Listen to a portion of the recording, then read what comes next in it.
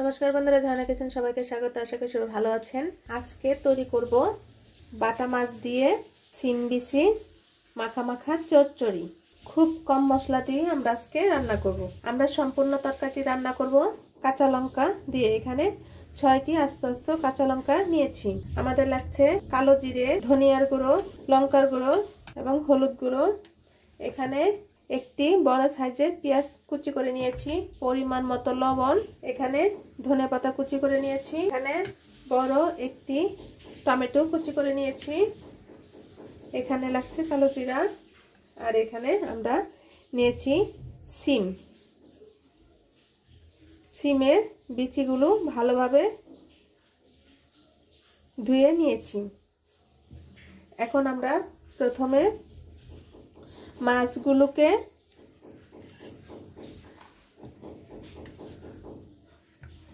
হলুদ, লঙ্কা গুঁড়ো দিয়ে এবং পরিমাণ মতো লবণ দিয়ে মাছটি ভালোভাবে মেখে নিতে হবে। খুব সহজেই বাটা মাছ দিয়ে সিমের মাখা মাখা চচ্চড়ি রান্না হয়ে যায় এবং একবার খেলে সে কখনোই এই সিম বিচির কথা কখনোই ভুলবে না। বন্ধুরা ভিডিওটি শুরু থেকে শেষ পর্যন্ত অবশ্যই দেখবেন এবং যারা এখনো সাবস্ক্রাইব করনি বন্ধুরা তারা প্লিজ সাবস্ক্রাইব করে দিও এবং একটি লাইক করে দিও। চলুন, আমাদের বাটা মাছটি মাখানো হয়ে গিয়েছে। এখন আমরা মাছগুলো ভেজে নিব। বন্ধুরা আমরা কড়াইতে তেল দিয়ে দিয়েছি, এখন আমরা মাছগুলো দিয়ে দিব।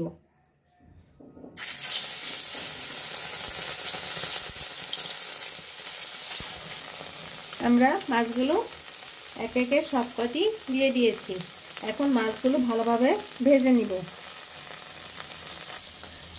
আজকে মাছগুলো সম্পূর্ণ নদীর মাছ, একদম দেখেন মাছগুলো চোখগুলো কি টাটকা। এখনো মাছগুলি নদীর, খুবই টেস্টি। এখন মাছগুলো আমরা উল্টিয়ে নিব।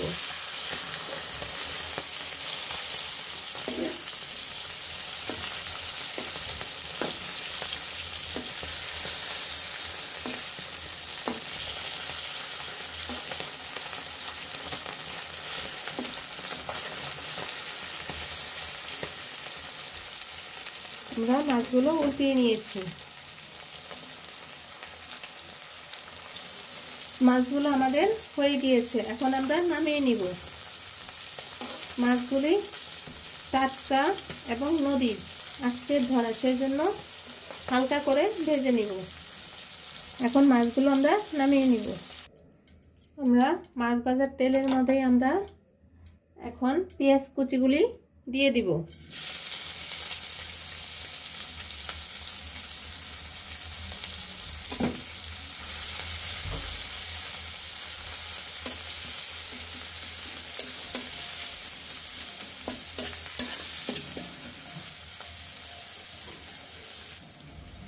এখন আমরা এখানে কালো জিরে, কয়েকটা কালো জিরে দিয়ে দিব।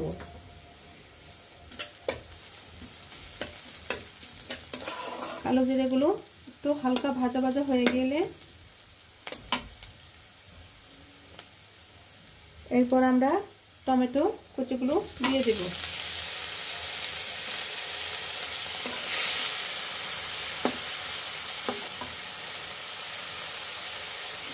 আমরা লঙ্কা কুচি,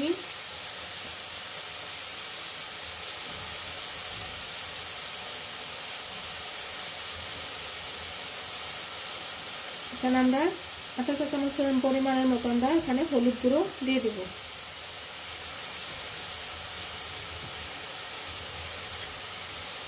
আধা চা চামচ পরিমাণের মতো ধনিয়ার গুঁড়ো দিচ্ছি।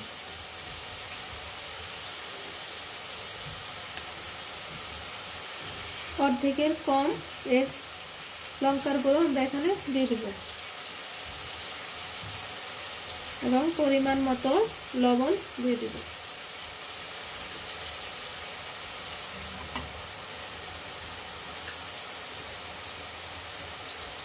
হালকা জল দিয়ে মশলাগুলো ভালোভাবে কষিয়ে নিতে হবে।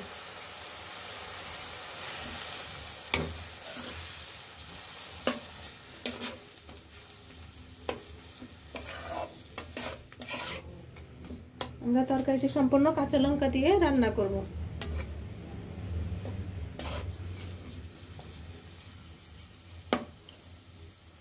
এখন ভালোভাবে মশলাগুলো কষিয়ে নিতে হবে। আমাদের মশলাগুলো কষানো হয়ে গিয়েছে। এখন আমরা সিমের বিচিগুলো দিয়ে দিব।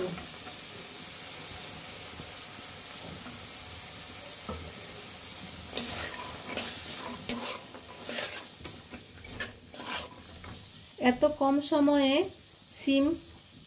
সিমের যে মাখা মাখা চচ্চড়িটা হয়, আপনারা যদি খেয়ে বলেন আপনি নিজেই বলবেন যে চচ্চড়িটি কেমন হলো। একবার যে খাবে সে বুঝতেই পারবে না যে এক প্লেট ভাত তার খাওয়া শেষ হয়ে গেছে। এত টেস্টি হয়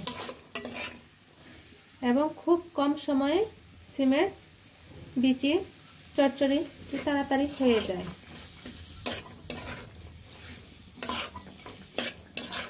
এভাবে আমরা কিছুক্ষণ কষিয়ে নিব। আপনি যদি এইভাবে সিম বিচি দিয়ে রান্না করেন তাহলে যেসব ছেলে মেয়েরা ভাত খেতে পছন্দ করে না তারা কিন্তু সিম বিচি খুবই পছন্দ করে। যদি এবার বাসায় তৈরি করে বাচ্চাদের দেন তাহলে সেদিন কোনো খাওয়া নিয়ে বায়নাই ধরবে না, তারা অনায়াসে ভাত খেয়ে নেবে সিম বিচি দেখে। এবং সিম বিচিতে প্রচুর পরিমাণে ভিটামিন রয়েছে। এই তরকারিটি ছোট বড় সকলেরই পছন্দ।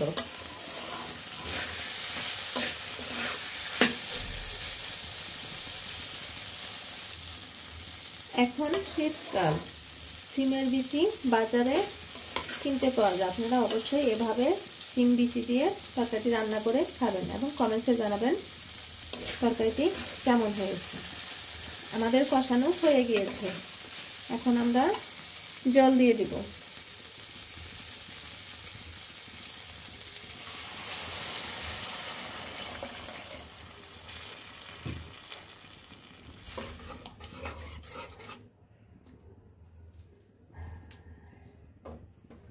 আমাদের ঝোল দেওয়া হয়ে গিয়েছে। এখন আমরা ঢেকে দিব।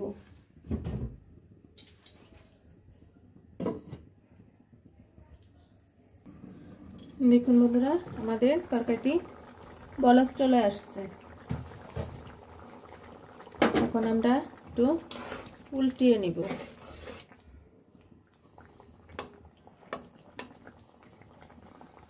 এবং আমাদের ভেজে রাখা মাছগুলো একে একে দিয়ে দিব।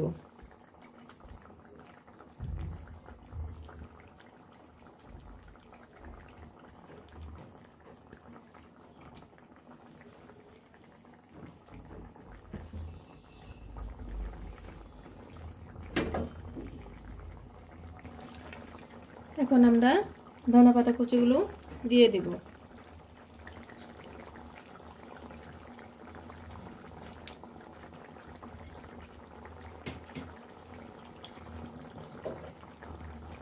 ধনেপাতাগুলো সিদ্ধ হয়ে গেলেই আমরা নামিয়ে নিব। এখন আমরা ঢেকে দিব। আমাদের ধনেপাতাগুলো সিদ্ধ হয়ে গিয়েছে। এখন আমরা নামিয়ে নিব।